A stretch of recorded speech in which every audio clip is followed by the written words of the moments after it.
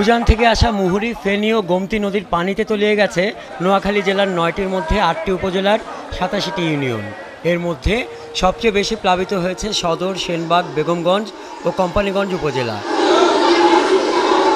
বন্যা দুর্গতদের সহায়তার জন্য ত্রাণ সামগ্রী নিয়ে ছুটে যাচ্ছে বিভিন্ন সংগঠন। শনিবার বেগমগঞ্জ সরকারি পাইলট উচ্চ বিদ্যালয় আশ্রয় কেন্দ্রে ত্রাণ বিতরণ করেছে কেন্দ্রীয় জাতীয়তাবাদী যুবদল।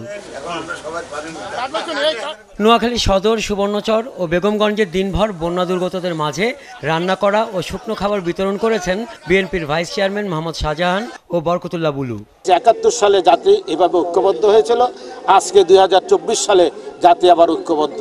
এই জাতি ইনশাল্লাহ এই উত্তরণ এই জাতি নিজেরাই ঘটাতে পারবে। নোয়াখালীতে ত্রাণ বিতরণ করতে গিয়ে বন্যা দুর্গতদের পাশে দাঁড়াতে সমাজের বিত্তবান সবাইকে অনুরোধ জানান ইসলামী আন্দোলনের আমির মুফতি সৈয়দ মোহাম্মদ রেজাউল করিম।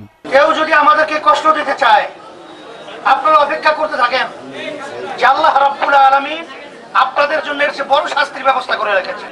এদিকে লক্ষ্মীপুর সদরের পৌর আইডিয়াল কলেজে ত্রাণ সামগ্রী বিতরণ করেছেন বিএনপির স্থায়ী কমিটির সদস্য আমির খসরু মাহমুদ চৌধুরী। এ সময় বিএনপি ক্ষমতায় গেলে ভারতের কাছ থেকে পানির ন্যায্য হিস্সা আদায়ের কথা বলেন তিনি। এই বন্যা কবলিত এলাকা যেগুলো আছে, একেবারে শুরু করে লক্ষ্মীপুর, নোয়াখালী, ফেনী, যত অঞ্চলে আজকে বন্যা কবলিত হয়েছে তাদের নির্দেশে বিএনপি ভলান্টিয়াররা প্রত্যেক জায়গায় এই মুহূর্তে নিয়ে যেতে আছে। লক্ষ্মীপুরে ত্রাণ বিতরণ কার্যক্রমে আরও উপস্থিত ছিলেন বিএনপি চেয়ারপারসনের উপদেষ্টা আবুল খায়ের ভূঁইয়া ও দলের যুগ্ম মহাসচিব শহীদুদ্দিন চৌধুরী অ্যানি। হাসান আহমেদ, ৭১।